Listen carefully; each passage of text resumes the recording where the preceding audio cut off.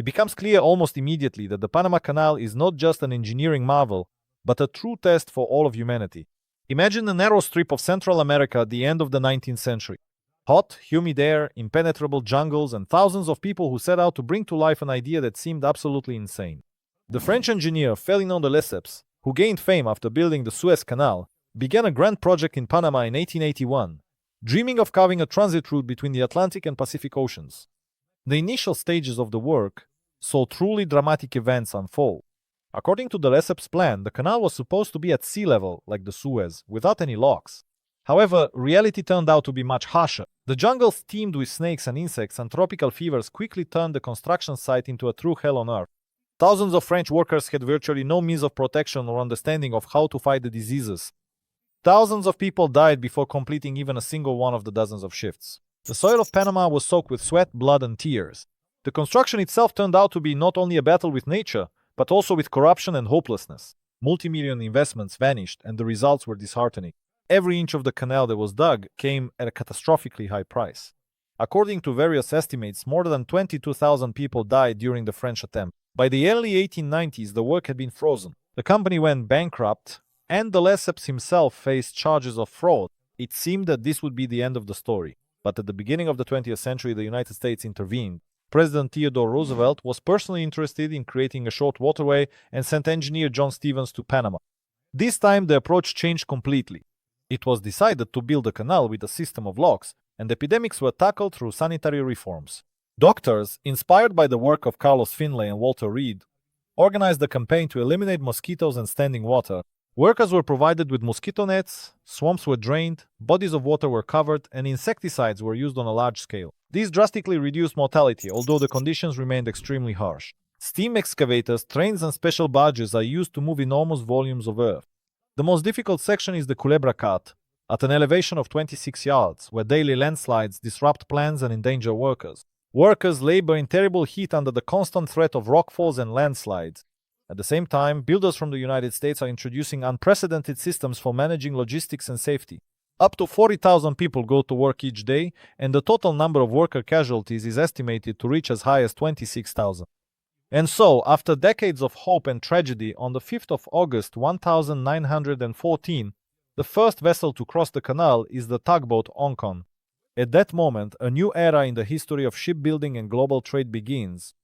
The Panama Canal shortens the route between New York and San Francisco, changes the routes of the world economy, and becomes a symbol of human willpower.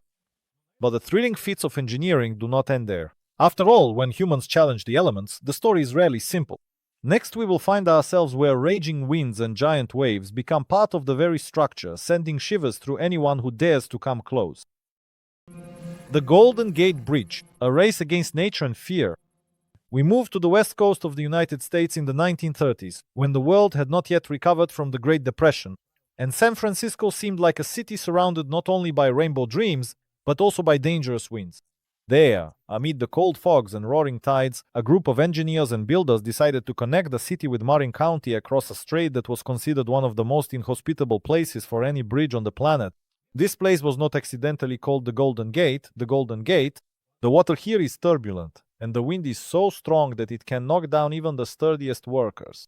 Hidden currents, icy fog, and the San Andreas Fault beneath the seafloor make any miscalculation deadly. It is here that the project was conceived, one that many call an act of engineering madness. From the very beginning, the construction faces resistance at every turn. Investors are in a panic. Local newspapers predict destruction, and the public fears that the bridge will destroy the magic of the bay. Sailors warn, the strongest currents in the strait can sweep away even the most powerful structures from their supports in an instant. But the chief engineer, Joseph Strauss, a man of small stature but incredible persistence, declares, the task is achievable if approached wisely. The design involves the best engineers of the decade, Charles Ellis and Leon Moisseff. They develop unique stability designs, accounting for wind loads of 60 km per hour and the strongest earthquake in California's history. Workers are recruited from all over the country. The very first test is driving piles into the seabed in icy water. Divers work almost blindly, clearing silt and drilling into the rock to install the first load-bearing structures. Fog, which can cover the bridge at any time of day or night, complicates the work of crane operators and assemblers. Visibility drops to just a few feet. Powerful winds sway the temporary beams, and every structural component weighs dozens of tons. Safety becomes the top priority. For the first time in the history of bridge construction, a giant safety net is stretched beneath the worksite to save those who might fall. During construction, the net will save the lives of 19 people who will become known as the Halfway to Hell Club. However, not everyone can be saved. In February 1937, collapsed scaffolding claims the lives of 10 workers. Even the insurance company calls the project cursed, but the work does not stop for a single day. The bridge's cables are made from more than 80,000 miles of wire twisted into 36 separate steel strands. Each strand is stretched across the bay using specially constructed cableways, and the workers, balancing 750 feet above the water, perform astonishing maneuvers, often working without any safety harnesses. Storms coming in from the ocean turn the surface of the bridge into a sheet of ice. Any mistake could be their last. The final test is a trial of strength.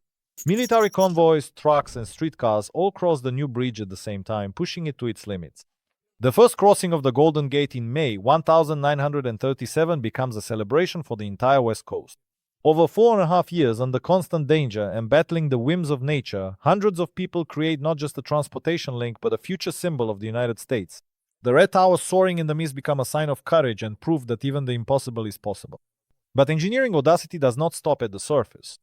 In the next moment, we are about to descend to incredible depths, where people dared to build beyond the limits of human capability, where beneath the water's surface new challenges and a completely different approach to realizing a dream are hidden. The Channel Tunnel making the impossible possible beneath the seafloor. The Channel Tunnel, an idea that, at the beginning of the 19th century, seemed like pure science fiction. Imagine, two countries that had been at war with each other for centuries decide to connect their shores with the longest underwater tunnel in the world. But thoughts of building a giant tube beneath the English Channel were not limited to visionary architects alone. The United Kingdom and France finally reached an agreement to build what would later be called the Channel Tunnel, a 12-mile-long tunnel laid deep beneath the seabed. To tackle this enormous task, a team of thousands of engineers, builders, and geologists from both countries is assembled. The most challenging stage turns out to be drilling the tunnel beneath the channel. The seabed is covered with a thick layer of chalk, and beneath it are layers of impermeable clay, which are ideal for tunneling if not for the constant threat of water breaking through. Construction begins simultaneously in both countries, from the English coast near Folkestone and from the French side at Calais. To excavate the tunnel, they use colossal drilling machines, each 168 feet long and weighing over 1,000 tons. The drill operators work in complete isolation, in confined spaces, at depths of up to 240 feet below sea level. The main task is to prevent the passage from flooding. Special pumps remove water at a rate of 1,640 gallons per minute, and every inch of the tunnel is reinforced with sturdy concrete linings. Communication between the British and French teams is maintained through underground telephones and light signals, since even radio does not work reliably under millions of tons of water. Engineers make precise calculations to ensure that the two tunnels, which started hundreds of yards apart, meet exactly in the middle of the strait. In the winter of 1988, the team faces unforeseen problems. Powerful underground water currents erode part of the newly constructed tunnel. Water gushes in under enormous pressure, threatening to flood the entire section. Only the prompt operation of the pumping stations and the rapid delivery of concrete blocks prevent a catastrophe. Workers are in the tunnel around the clock, sealing cracks and reinforcing the walls with special compounds. At the same time as the main tunnel, an emergency exit and a ventilation shaft are being constructed to ensure the safety of passengers and staff. Up to 20,000 construction blocks are moved around the site every day. Several crews pour concrete simultaneously. Harsh working conditions and 12-hour shifts have become the norm. Heat, dampness, and the constant noise of engines that is the reality for the Channel Tunnel builders.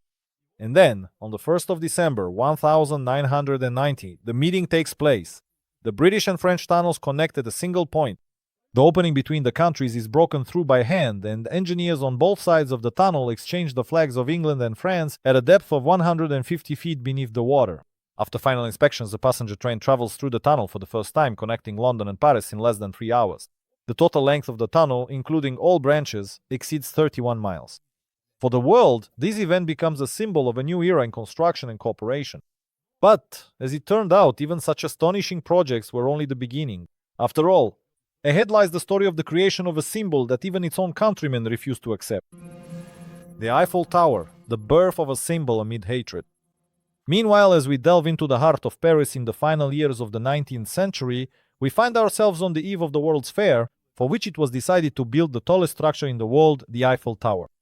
The very decision to create a gigantic steel structure sparked a wave of rejection from the very beginning. French artists, writers, and architects published an open letter in which they called the future tower a monstrous iron skeleton and the shame of Paris. Hundreds of caricatures appeared in the press, and petitions demanding a ban on the construction of the monster, which many believed could forever ruin the architectural appearance of the capital, spread throughout the city. Gustave Eiffel, an outstanding engineer who by that time had already built bridges all over France and Latin America, took on an enormous risk. His team designed a tower nearly 1,000 feet tall, an unprecedented scale for that time. Competitors from other architectural firms whispered about the inevitable failure and disgrace. The project's funding was hanging by a thread. The budget exceeds $1 million for that era, with most of it coming from Eiffel's own pocket. Takes out personal loans and risks his entire fortune. Construction begins in January 1887, and soon Parisians witness a truly extraordinary sight. 2.5 million metal rivets, more than 8,000 tons of cast iron and steel. The components are delivered to the construction site by the hundreds of railcars along a specially built railway line. Each of the 18,000 metal parts is pre-marked and assembled with jeweler's precision. The team of engineers uses new methods for calculating strength, and the parts are fastened with the help of mobile cranes mounted directly onto the structure. The work proceeds under constant pressure from the townspeople and the press. The workers, many of whom had never climbed so high in their lives, labor hundreds of feet above the ground, securing beam trusses and installing giant arches. Temporary wooden ladders and platforms are installed to reach each new level, and safety is ensured with primitive harnesses and nets. Even the slightest mistake could cost a life. In the winter months, the framework becomes coated with ice, and strong winds sway the entire structure. The first two supports are assembled in just a few months, and by the summer of 1887, the first silhouette of the future tower appears. The public's initial curiosity quickly turns to awe as the structure rises higher. Parisians line up to see the most ambitious project of the century. Gradually, even the most ardent opponents are forced to acknowledge the technical perfection of the tower. The completion of the tower happens in record time. 2 years after construction began, the tower is ready to welcome thousands of guests from all over the world. On opening day, the 30th of March, 1889, the elevators lift the first visitors to the top. A restaurant for wealthy guests opens on the platform, and at the very top, a meteorological station and telegraph antenna are installed, turning the tower into a true scientific center.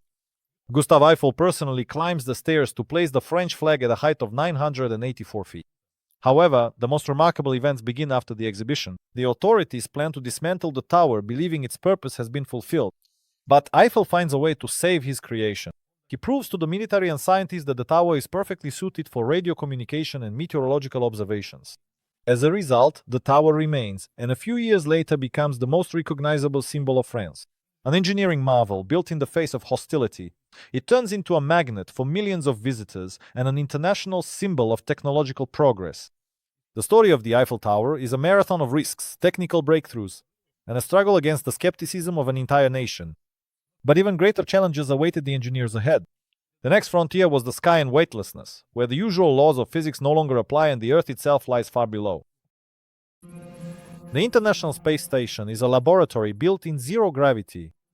Almost immediately after the final scene of the Parisian Eiffel Tower, we are transported to a completely different environment, where any mistake can lead to disaster not on Earth, but in the vacuum of space. At the end of the 20th century, the world's leading powers dreamed of creating humanity's first true home beyond the planet. That dream turned into a serious race. The United States and Russia, and later Europe, Canada, and Japan, joined forces for a project that, until then, had seemed like science fiction even to science fiction writers. The International Space Station begins to take shape, starting with blueprints and the most complex negotiations between heads of state and leading scientists. The start of construction is announced in November 1998, when the Russian Proton rocket is launched from Earth.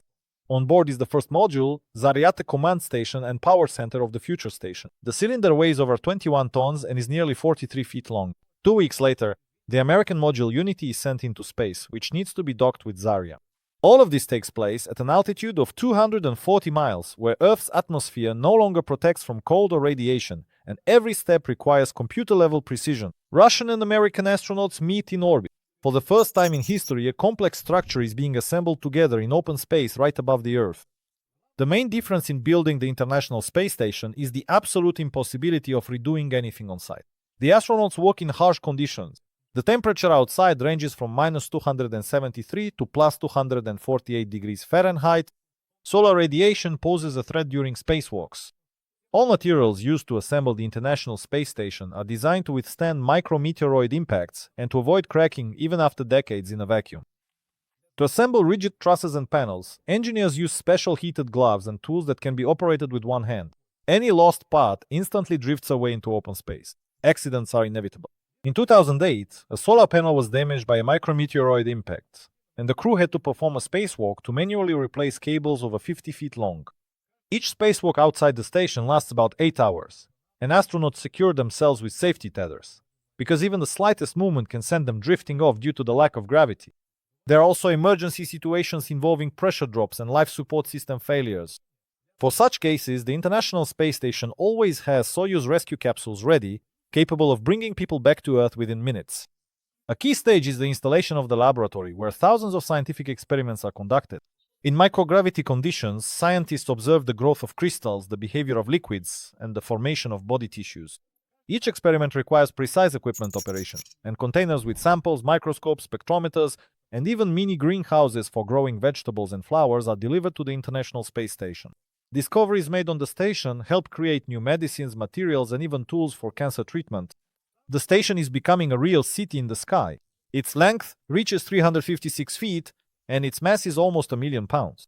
On board, crews of 6 people work, rotating every 6 months. Every year, the International Space Station is equipped with new devices, and engineers and designers are planning the expansion of research modules. Work is carried out almost without interruption. Supply ships arrive every few months, and engineers on Earth always have an action plan ready for any emergency situation.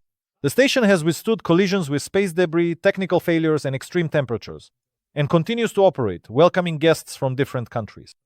Today, the International Space Station is not only proof that the heights of engineering know no boundaries, but also a true laboratory where every day changes the future of Earth. This man-made island in space has become the culmination of bold ideas, teamwork, and overcoming the impossible, ushering in a new era in the history of engineering and human potential.